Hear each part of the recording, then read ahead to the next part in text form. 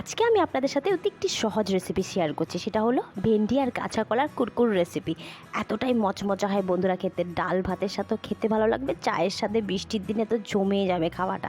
তো নমস্কার বন্ধুরা, পম্পি কুকিংয়ের সবাইকে স্বাগত জানাচ্ছি। কোনোদিনও না বানিয়েছিলেন তো বানিয়ে নিন চটপট করে।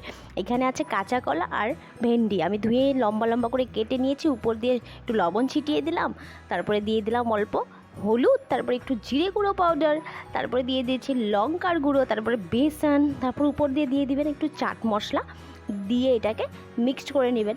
মিক্সড করার পরে কি করবেন, এখন একটা প্যান বসিয়ে দিলাম, ওর মধ্যে তেল দিয়ে দিলাম। তেলটা গরম হয়ে এসেছে, আমি রিফাইন অয়েল দিয়েছি, আপনারা যে কোনো অয়েল দিতে পারেন। এখন এইভাবে দিয়ে দেবেন আর একদম লাল লাল করে মচমচা করে খাবেন। কোনো দিন যদি না বানিয়েছিলেন রেসিপিটি, একদিন বানিয়ে দেখবেন, অবশ্যই আপনাদের খুব ভালো লাগবে। আর বাচ্চারাও খেতে কিন্তু খুব টেস্টি পাবে, এতটাই মচমচা হয়।